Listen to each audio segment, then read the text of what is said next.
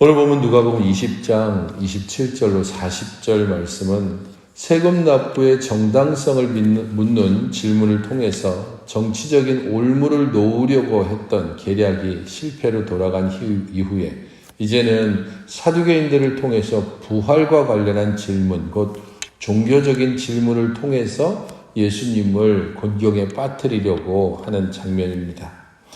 사두개인들은 부활이 없다고 주장하는 자들이고 그들 중에 어떤 사람이 와서 예수님께 묻고 있습니다. 이 사두개인은 예수님 당시의 한 분파로서 제사장과 평민 귀족들을 중심으로 하는 사람들이고 모세 오경의 권위만 인정을 하고 있습니다. 다른 성경에 대해서 권위를 인정하지 않기 때문입니다. 그들은 나름 부유함 그런 생활을 누리는 자들이었고 구전을 부정하는 이들이었습니다. 이 세상의 삶이 전부라고 생각하는 사람들입니다. 그런 바리새인과 사두개인 간에는 언제나 부활에 대한 논쟁이 있었습니다. 이 세상의 삶이 모든 것이다라고 생각하는 사람과 이 세상을 지나 저 세상으로 우리는 나아간다라고 하는 사람과의 분명히 차이가 있을 수밖에 없습니다.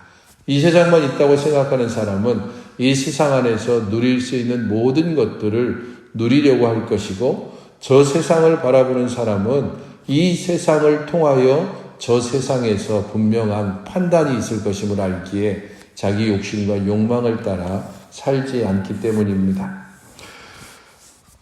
7 형제가 한 여인을 아내로 취했을 때 부활 때에 누구의 아내가 될 것인가? 굉장히 흥미롭기도 하고 충분히 상상해 볼 수 있는 질문이기도 합니다.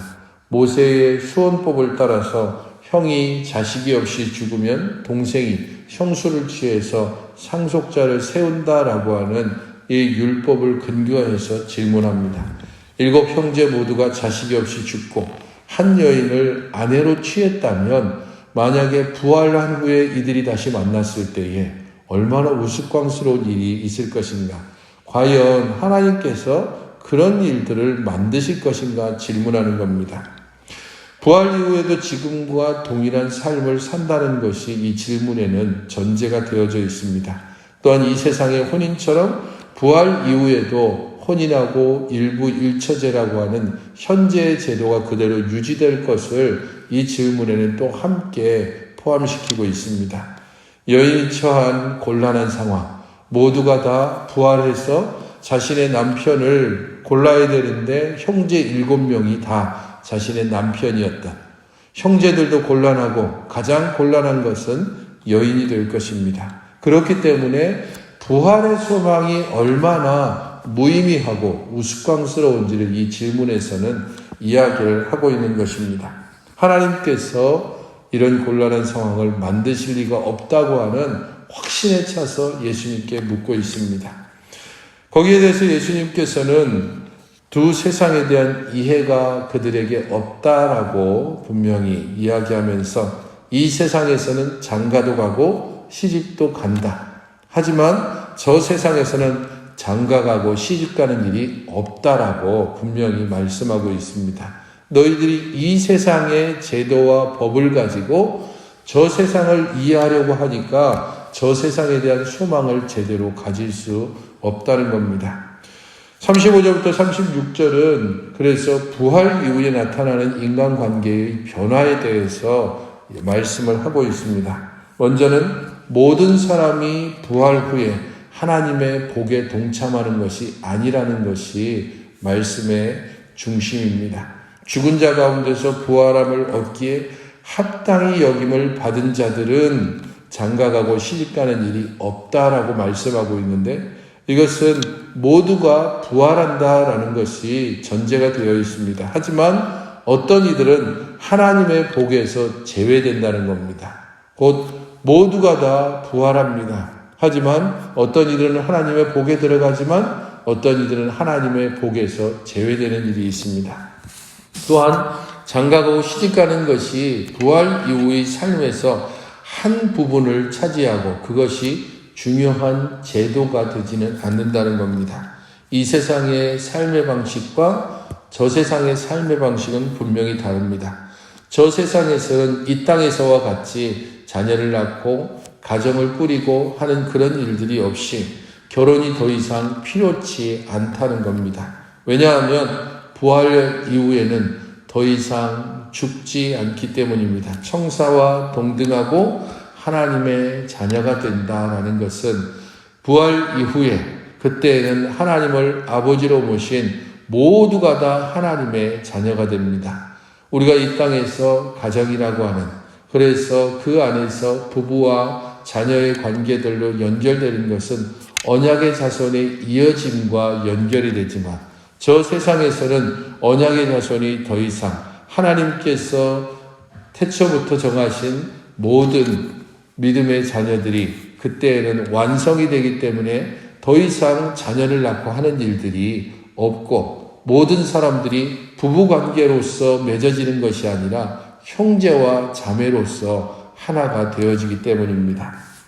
37절과 38절은 부활에 대한 분명한 증거로서 구약에서 아브라함의 하나님, 이삭의 하나님, 야곱의 하나님이라고 이야기함으로써 이렇게 구약 모세 오경만 인정하고 있는 사두개인들에게 구약에서 특별히 모세 오경에서 분명히 살아계신 하나님에 대하여서 말씀하고 있음을 이야기합니다.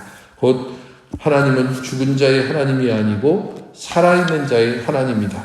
족장들에게 언약하셨고 그 언약을 하나님께서 이루신 것처럼 반드시 하나님께서 그 족장들이 지금도 여전히 살아있고 그러한 족장들의 언약이 이루어졌을 뿐 아니라 지금도 여전히 유효하다는 사실을 말씀해 주는 것입니다. 결국 모든 사람들, 곧 특별히 부활을 인정하고 있는 서기관들은 선생님 잘 말씀하셨습니다라고 해서 부활에 대한 자신의 견해를 분명히 이야기하고 부활이 없다라고 주장했던 사두개인들은 더 이상 할 말을 잃고 침묵에 들어가게 됩니다. 하나님께서 우리에게 주신 부활의 소망은 이 땅의 지식으로 이해할 수 있는 것이 아닙니다. 하지만 그 모든 것을 우리가 완전하게 이해할 수는 없으나 분명한 것은 우리들은 이 땅의 삶으로 끝나는 것이 아니라 하나님의 나라에 대한 소망, 곧 부활의 소망을 가지고 살아가는 이들이고 이 부활 이후에는 이 땅의 관계가 아니라 하나님과 우리와의 관계가 가장 중심에 놓여진다는 사실을 기억해야만 합니다. 우리는 부활함으로 더 이상 작은 단위의 그런 관계가 아니라 하나님을 아버지로 모신 영원한 하나님 나라의 가족, 곧 형제와 자매로서 하나됨을 기억하여 이 땅에서 교회 안에서 또한 성도들의 관계에서 바로 이러한 형제 자매로서 서로를 돌아보고 세워가고 그리고 서로를 온전히 바르게 권면하며 사랑 가운데서 서로를 온전히 세워가는 믿음의 모습들이 그리고 믿음의 공동체가 이 땅에 바르게 세워져야 할 것입니다. 바로 그것을 소망하면서 교회 안에서 때로는 겨자씨 모임 안에서 다양한 믿음의 관계 가운데 우리 하나님을 온전히 바라고 서로를 권면하며 세워가는 복된 믿음의 삶을 사시기를 주님의 이름으로 축원합니다.